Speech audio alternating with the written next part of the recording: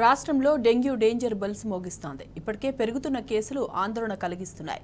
రాష్ట్రానికి డెంగ్యూ ముప్పు ఉందని ప్రపంచ ఆరోగ్య సంస్థ హెచ్చరించినా రేవంత్ సర్కార్లో మొద్దు నిద్ర వేయడం లేదు. దోమల నివారణను పట్టించుకోవడం లేదు. గ్రామాలు, పట్టణాల్లో పారిశుద్ధ్యం పడకేసిందే. గత ప్రభుత్వం ఏటా జూన్ నెలలో పట్టణ, పల్లె ప్రగతి పేరుతో ప్రత్యేక కార్యక్రమాలను చేపట్టింది. దోమల నివారణతో రాష్ట్రంలో డెంగ్యూ కేసులు తగ్గుముఖం పట్టాయి.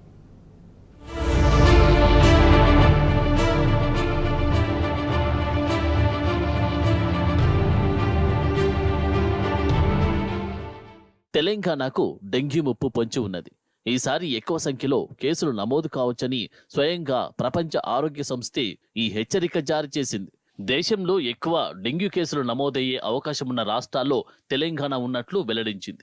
డెంగ్యూలోని 4 ప్రధాన వేరియంట్లు DENV1, DENV2, DENV3, DENV4 తెలంగాణలో కనిపిస్తున్నాయని తెలిపింది.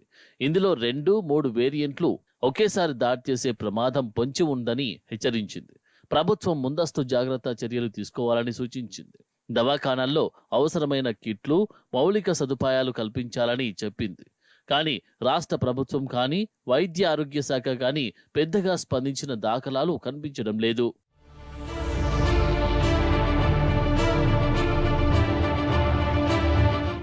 డెంగ్యూను నియంత్రించాలంటే దోమల నివారణ చర్యలు చేపట్టడంతో పాటు ట్రాకింగ్, టెస్టింగ్, ట్రీటింగ్ కోసం దవాఖానాల్లో మౌలిక సదుపాయాలు కల్పించాలి. కానీ ప్రభుత్వం పారిశుద్ధ్యంపై గాని, దోమల నివారణపై గాని, దవాఖానాల బలోపేతంపై గాని దృష్టి పెట్టలేదు. కేవలం వానాకాలంలో తీసుకోవాల్సిన జాగ్రత్తలతో ఒక ప్రకటన విడుదల చేసి చేతులు దులుపుకుంది. ఫలితంగా రాష్ట్ర వ్యాప్తంగా డెంగ్యూ కేసులు ఆందోళనకరంగా పెరుగుతున్నాయని వైద్య నిపుణులు ఆందోళన వ్యక్తం చేస్తున్నారు. ఇప్పటికీ 1000కి పైగా కేసులు నమోదైనట్టు సమాచారం.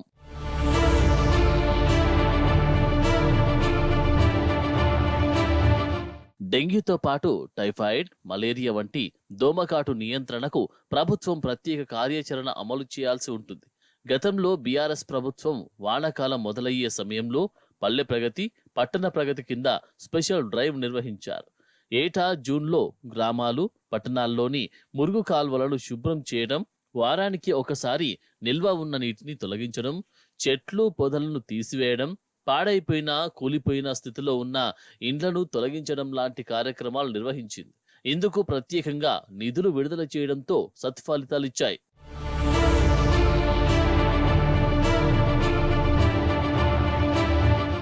గత ప్రభుత్వ హయాంలో దోమల నియంత్రణ ద్వారా డెంగ్యూ, మలేరియా, టైఫాయిడ్ వంటి వ్యాధులు కూడా తగ్గాయి.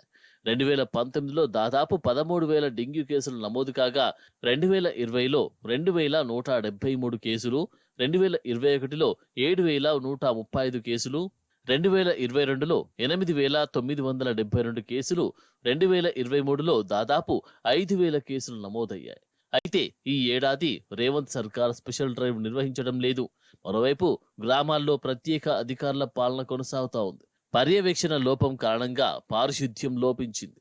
దవాఖానాల్లోనూ డెంగ్యూ, మలేరియా తదితర వ్యాధి నిర్ధారణ పరీక్షలకు సరిపడా కిట్లు లేవని సమాచారం.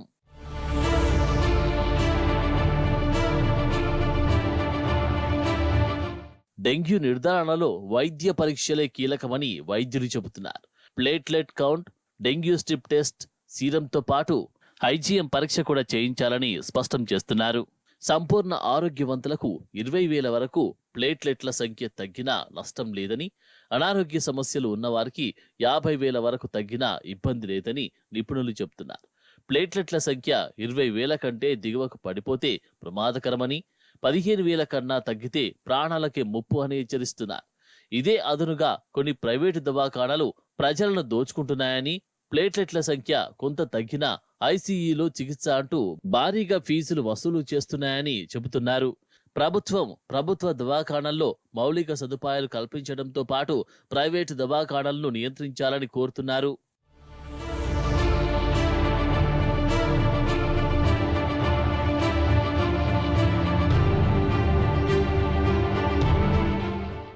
దోమల నియంత్రణ, వ్యాధుల నివారణకు ప్రభుత్వంతో పాటు ప్రజలు సైతం జాగ్రత్తలు తీసుకోవాలని నిపుణులు చెబుతున్నారు. పరిసరాలను పరిశుభ్రంగా ఉంచుకోవాలని, ప్రతి వారం డ్రై డే పాటించాలని సూచిస్తున్నారు. రాత్రితో పాటు పగటిపూట కూడా దోమలు కుట్టకుండా జాగ్రత్తలు తీసుకోవాలంటున్నారు. ముఖ్యంగా స్కూళ్లలో జాగ్రత్తలు అవసరమని సూచిస్తున్నారు.